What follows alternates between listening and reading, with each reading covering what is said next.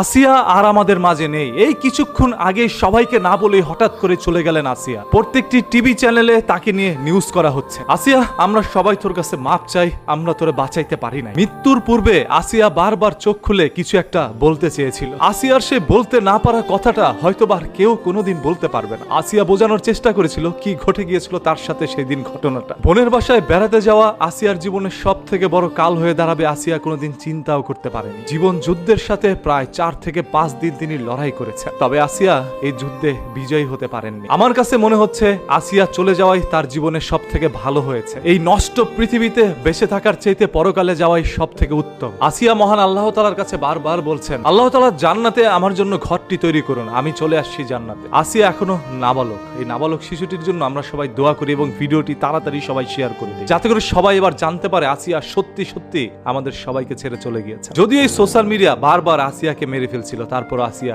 জীবিত রয়েছিল। ও বাঁচতে চেয়েছিল ভাই, ও কিছু একটা বলতে চেয়েছিল, কিছু একটা বোঝানোর চেষ্টা করেছিল। একটা বার মুখ খুলে আসিয়া কথা বলতে পারেনি। আজ পুরো মাগুরার বাসী কি জবাব দিবে মানুষকে? আজকে একজন আসিয়া চলে গিয়েছে, এরকম হাজারো হাজারো আসিয়া আমাদের দেশ থেকে চলে যাচ্ছে। এরকম শত শত আসিয়া দেশ থেকে চলে গিয়েছে। অতীতে সেই সকল নিউজগুলো আমাদের সামনে আসতো না, আর বর্তমানে নিউজগুলো আসছে, তবে ঘটনা সে আগে থেকে ঘটে আসছিল। আজকে একটি স্বাধীন দেশের মধ্যেও আমাদের মা বোনের ইজ্জত গুলো এইভাবে হরণ হচ্ছে। আজকে স্বাধীন দেশের মধ্যেও আমাদের মা বোনেরা স্বাধীনভাবে রাস্তায় বেরোতে পারছে না। বারবার পোশাকের উপরে দোষটা চাপিয়ে দিচ্ছেন। দোষ তো পোশাকের উপরে নয়, দোষ হচ্ছে আপনার দৃষ্টিভঙ্গির, আপনার মস্তিষ্কের। আপনার বিকৃত মস্তিষ্কের হাত থেকে একজন পর্দাশীল নারীও রেহাই পায়নি। মাদ্রাসায় পড়ুয়া স্টুডেন্ট মেয়েটাও কিন্তু রেহাই পায়নি। ইভেন একটি ছোট্ট ছেলেও কিন্তু এদের হাত থেকে রেহাই পায়নি, তাকেও বলৎকার করা হচ্ছে। কথিত এই সুশীল সমাজকে আমরা এখন কি বলবো? আজকে বাংলাদেশের সকল ডাক্তাররা মোটামুটি একত্রে হয়ে চেষ্টা করছে, তারপরে আসিয়াকে বাঁচাইতে পারে নাই। কারণ যে কথায় আছে, রাখে আল্লাহ মারে কে। আসিয়ার ডাক চলে আসছে সেই পরকাল থেকে, সেই জান্নাত থেকে। আসিয়াকে এই দুনিয়া থেকে মুক্তি দিয়েছেন মহান আল্লাহ তাআলা। ও জান্নাতের মধ্যে সুখে থাকুক। আবারও বলছি, সবাই এই ভিডিওটি শেয়ার করে সবাই আসিয়ার জন্য দোয়া করেন। এবং সত্যি সত্যি এবার আসিয়া চলে গিয়েছে আমাদের সবাইকে কাঁদিয়ে। আমার চোখের সামনে হঠাৎ করে যখন এই নিউজটি আসলো যে আসিয়ার আমাদের মাঝে নাই, তখন আমি এটা বিশ্বাস করতে পারি নাই। আমার চোখ দিয়ে